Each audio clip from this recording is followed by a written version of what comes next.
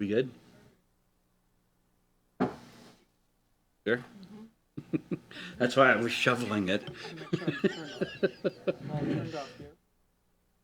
That's a good idea. On the phone or?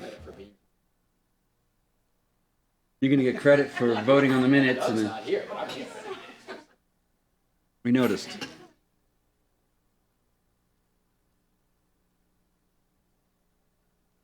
You ready? Yes. Call the meeting to order at 5 o'clock, since that clock is 2 minutes fast. Thank you, Kaylee. All right, roll call. Chair Claren? Yes, Commissioner here. Freeman? Present. Commissioner Kavanaugh? Here. Commissioner Taylor? Here. Vice Chair Gove is noted absent. Pledge of Allegiance. Dan, would you like to lead us, please? Pledge allegiance To the flag, States of America, to the republic, for which indivisible, with liberty and justice for all. Thank you, Dan. You did a great job. Public comment. This is a time where this is the opportunity for members of the public to address the commission on items that are not on the agenda this evening. I'm not seeing any public comment. I'm going to close. Selection of chair and vice chair. I nominate Mitch Claren for chair. I'll second that. Thank you. We have to discuss that. You really want me to discuss You can discuss it if you want, or you can take a vote. Let's take the vote. Chair Claren? Yes. Commissioner Freeman? Yes. Commissioner Kavanaugh? Yes. Commissioner Taylor? Yes. So Dave's not here. Do we make him vice chair? Or does anybody else want it? Sammy, Carl? Typically, we would ask the proposed candidate if they accept, and if Chair or Vice Chair Gove isn't here, he couldn't do that. I'll make a motion to nominate Chair Gove, Vice Chair Gove. Can I have a second, please? I'll second. Roll.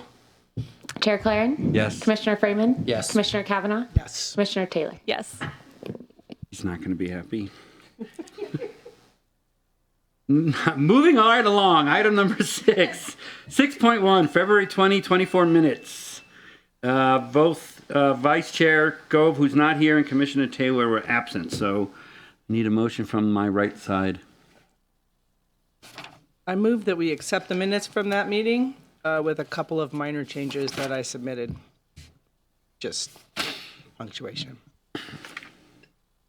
Second? I'll second that. Call? Chair Claren? Yes. Commissioner Freeman? Yes. Commissioner Kavanaugh? Yes. Commissioner Taylor? Abstain. Abstain. Okay, item number 7 is a code of conduct. We're going to continue this until all commissioners are in attendance, or we figure something else out if we can't make that happen. Number 8, public hearings, minor review. There are none. Number 9, public hearings, major review. Item 9.1 is application 2023-155, the Deerdorf Waldorf School Use Permit. Commissioner Freeman needs to recuse himself. State that he's an applicant. As the applicant. Yes, sir. So, I'm kind of disappointed. I thought we'd see Martin Wood do another. It's not a meeting without Martin. Darn. All right, staff presentation. Chantel, you're up. Good evening, Commissioners. It's Chantal Bernberg, Associate Planner with the Town of Truckee. Tonight, I'm here with item 9.1, Deerfield Waldorf School Use Permit. As Chair Claren mentioned, it's application 2023-155. So tonight, the Planning Commission's role is to evaluate whether the project is consistent with our general plan and our development code. And then with the use permit, we're really looking at whether or not the use is compatible with adjacent uses, and if the design, the configuration, and any impacts work with the development standards of the zoning district. The project location is 12315 Deerfield Drive. It's a 1.1 acre site in our 2040 general plan commercial land use designation and currently in highway commercial zoning. Here are some adjacent land uses. As it is in highway commercial, we have a gas station to the east, a fast food restaurant with a drive-through to the north, the Coldstream residential commercial development to the south, and a vacant parcel, a vacant highway commercial parcel to the west. So a little background about the site. In 1992, this building, the Donner Lake Plaza building, was approved by the Nevada County Zoning Administrator. It's had a couple different tenants over the years. It started as a U-Haul office with U-Haul storage and rental. Then the Sierra Sun moved in. It was the Sierra Sun offices for some time. And the latest tenant was the Tahoe Sierra Board of Realtors. Sometime in early 2023, before February 2023 or January or February, a school began operating in the building without planning entitlements or building permits. Code compliance officers were alerted to this. In working with the school, a building inspector came into the building. There had been some interior remodeling. Some life safety changes were required. The actual after the fact permits couldn't be submitted because at the time schools were not. Oh, I'm done. I'm just kidding. I only got 3 minutes for this one. At the time, the use was not allowed, so you couldn't submit building permits. But in May, during our general plan adoption, the zoning district was amended to conditionally allow schools. So that's how we got here today. The Wild River School, the applicant is proposing operation of a private 1st through 8th grade elementary middle school. It's 126 students at maximum. They're proposing interior remodeling. It'll actually be after the fact. I believe the remodeling has been completed, but we'll permit it through this process. And some new perimeter fencing and an entry gate for student safety. And in order to permit these, we're looking at 2 land use entitlements, the use permit for private and public schools in the highway commercial zoning district, and a zoning clearance for commercial projects with less than 7,500 square feet or more of floor area. So here we're taking a look at the site. I keep trying to figure out how I want to describe the parcel. It's not exactly a flag lot, kind of like a hammerhead or an axe, I don't know. But it's mostly rectangular, and you will see this access point right here. This is what provides access to Deerfield Drive. As I mentioned, it's 1.1 acres. There is no change to the floor area. The building's remaining the same, and no change to impervious coverage. There's existing parking from the previous uses. 24 spaces are required for the mix of classrooms, multi-purpose rooms, and offices. 30 spaces are provided. In the winter, some of those spaces will be used for snow storage, but 24 spaces will always remain available. And for snow storage, this is already an existing site, and we're now applying our kind of newer, more updated snow storage rules. So this spot requires 75% of its paved area calculation for snow storage. They have 37.2, so condition of approval 15 will be a approved required snow off-haul plan that the town engineer would approve. And the access, you might notice, and we'll look at it a little closer in the next slide, while there is this part of the parcel, this portion that allows access to Deerfield, it doesn't quite match up with the existing driveway.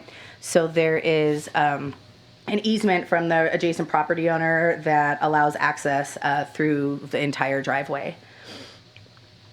The applicant would like to have additional fencing and an entry gate, and some of that would be on the adjacent parcel. The property owner will need to give permission for that. We have some permission from I believe it's the tenant, but not the property owner. I don't think it'll be a problem for the applicant to have that, but that's just going to be a requirement as condition of approval 17. So here's the floor plan that was submitted by the applicant. You will see that we're looking at 6 classrooms, 5 on the lower level, 1 on the upper level, 2 multi-purpose rooms, and some associated office facilities. We have the stamped plans from the Tahoe Sierra Board of Realtors interior remodeling. So any changes that have occurred from there that has potentially been done by the applicant, the building division will take a look at, make sure it's up to code, and do some after the fact permitting. And that'll be condition of approval 16. And as I mentioned, we need to look at the project to see if it's consistent with our current general plan and our development code. They are in the commercial general plan land use designation. I listed more policies and, policies from our plan that the project does meet in the staff report, but basically the intent here is adding services, an infill site, adding services close to a residential neighborhood, providing services to nearby residents.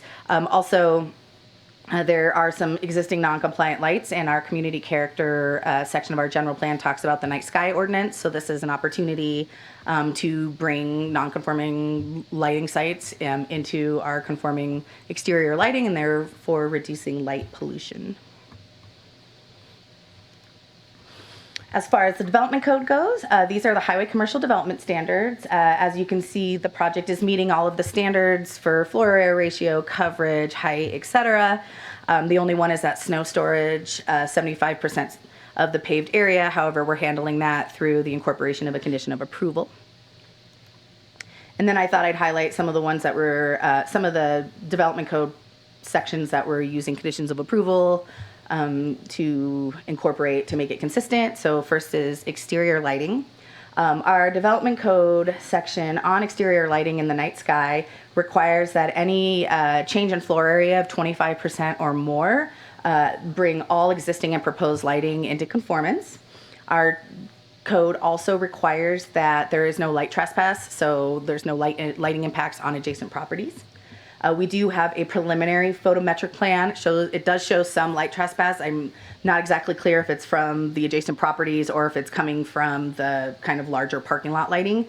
But as condition of approval number 20 will require is a photometric plan showing that the lighting from the building isn't trespassing and that the current existing parking lot lighting is compliant. Staff doesn't have all the information on that. If it's not compliant, it'll be required to be brought into compliance. So with that condition of approval, we'd be consistent with exterior lighting. There is no new signage proposed. However, there is an existing legal non-conforming sign. So the Donner Lake Plaza sign was approved in the 90s. It's no longer an approvable sign, but it is legal, and there are certain things that can be done, change of copy, certain repairs that could be done, but they all have to be reviewed by staff, and they have to meet the non-conforming sign section of our code. But because no changes are being proposed and no new signage is being proposed, we are consistent there. And then finally, we have fencing. Much of the existing chain link perimeter fencing is going to be replaced with this horizontal wood slat fencing, which is really bringing it more into conformance with our design guidelines. However, there is a section that is in the floodplain setback, and the Lake and River Stream Corridor section of our code prohibits any structures, including fencing, and that comes straight out of the code, from being in a floodplain setback. Because it was originally allowed, we would consider that fencing to be non-conforming. And the non-conforming section says that you cannot change structural elements or non-structural elements or repair non-residential structures without making it comply. So the only way to make it comply would be to remove the chain link fencing in the floodplain setback. So no changes to the fencing in the setback can be approved other than removal. I thought I'd just touch on the CEQA exemption just because, it is different to look at existing facilities and say, well, it's not an existing facility, we're permitting it now. But CEQA doesn't look at it that way. CEQA looks at what's happening now, whether it was permitted or not. So the existing condition is that there is a school operating. So once we allow that, and that qualifies it potentially for existing facilities. We also looked at VMT. It's in the exemption zone, so no potential impacts to traffic. We are not going to allow anything in the 100-year floodplain setback, let alone the floodplain, so we're not worried about water quality impacts. Air quality and noise, the applicant submitted air quality and noise analysis, and there appears to be no potential significant impact there. And according to CEQA, this is not a new use or an expansion of use. So staff believes that the project would qualify for the existing facilities CEQA exemption. This morning, the applicant's agent requested a change in the project description. They requested to change it from 1st to 8th grade to transitional kindergarten to 8th grade, not changing the maximum student population. Transitional kindergarten, TK, or in kindergarten are still considered an elementary school. It still falls under that elementary school umbrella. So from a planning side and engineering, there's really no change in calculations. There's no change in parking or any development code requirements. So staff supports the change, doesn't believe that it would change any of this analysis. So staff is recommending that the commission adopt resolution 2024-05 with changing the student grade levels from 1st grade to TKK, approving the following actions based on the recommended findings and subject to the recommended conditions of approval. And that's determining the project to be categorically exempt under CEQA, approving the use permit, and approving the zoning clearance. Of course, there are always alternatives that the commission can take. You could continue the public hearing to date and time certain, asking for some more information. If there is new information, we would have to reopen public comment. The commission could add, delete, or modify any of staff's proposed conditions of approval. You could deny the project on the basis that the required findings cannot be made, or you could require additional environmental review. There has been no public comment received as of today. And the appeal period for this project would end Friday, March 29th at 5 p.m. And that concludes my presentation. Thank you, Chantel. Mr. Freeman, do you have a presentation? No presentation, but Well, thank you.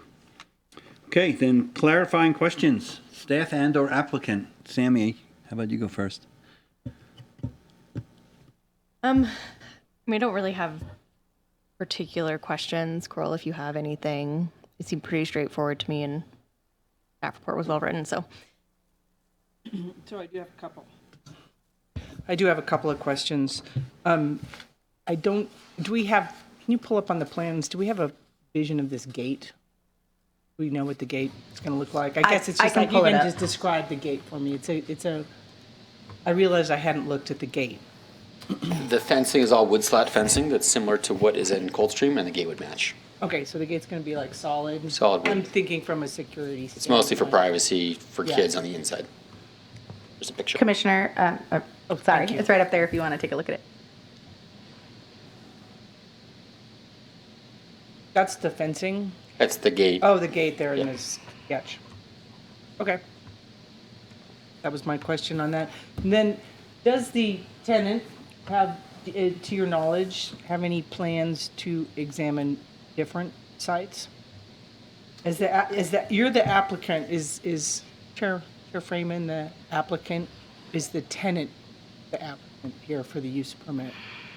You're the applicant, right? I mean, they own their other site out at Hosketussin that we've talked about in the past. I know they're still trying to pursue that on some level.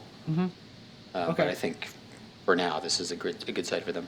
I just didn't know if we had any context on whether they were, a couple of years from now, there might be, a more desirable site for a school that relies a lot on outdoor education, since it is near a freeway.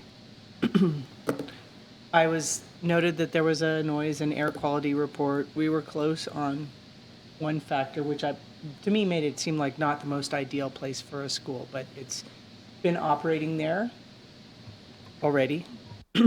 And I guess successfully. Do they seem happy there? Yeah, viable sites are super hard to come by in this town that meet the zoning and don't have VMT challenges and have all the other kind of needs for a school. This is a good property for a school. Also, I've learned schools don't make the best neighbors. And given that one neighbor is a gas station, one neighbor is a Taco Bell, it's not a huge impact on those neighbors. Those neighbors might be an undesirable impact on the school. I wouldn't cite a school next to a drive-through or a gas station or a freeway if I were choosing a spot, but I understand that it's been difficult, especially for the school, to find a place to rest. Most schools in Truckee are up against the highway. Good point.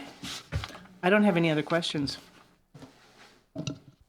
I'm just going to state that I was the contractor for the Board of Realtors, so the set of plans that you're using was submitted by me. I just want to put that out in the public record, just because.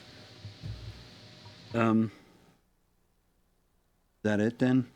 I'm going to open up for public comment. If you have any comments, state your name that are pertain to this item specifically. Seeing none, I'm going to close public comment. I think we're ready for a motion.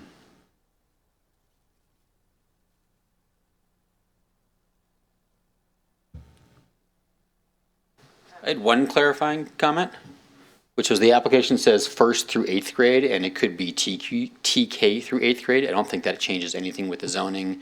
It's really dictated by the number of classrooms, which would not change.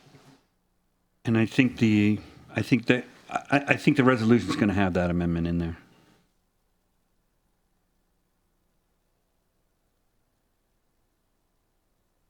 There it is.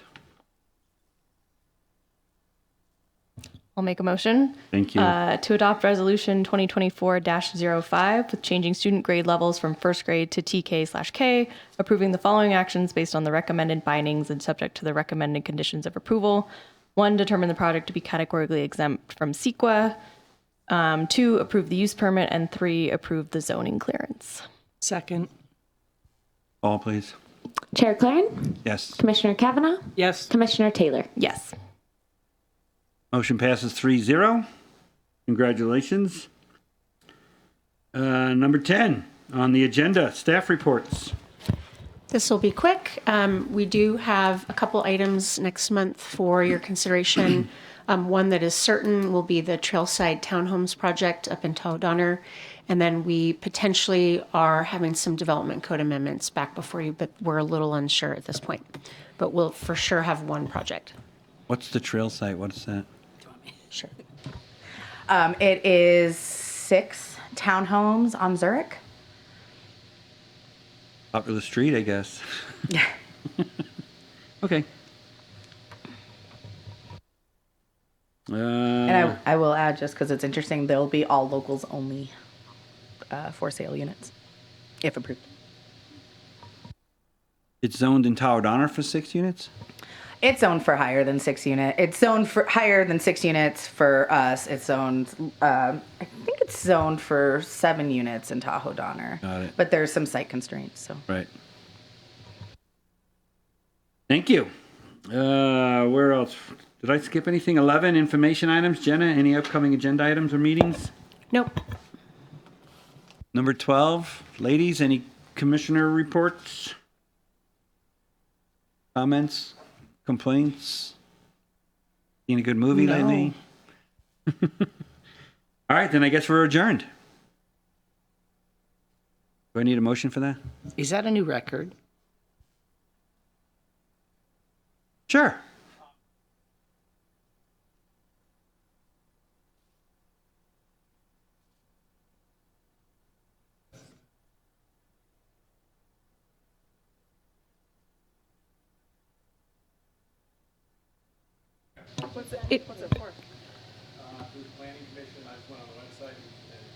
Yeah, I actually saw that this afternoon. I read it. I wasn't sure what it had to do with what was on the agenda tonight, and I guess public comment would have been at the beginning if you wanted to discuss something that wasn't on the agenda. Well, yeah, it's been posted. Was this with respect to the Waldorf school or just in general? No, it was a generalization about noise pollution.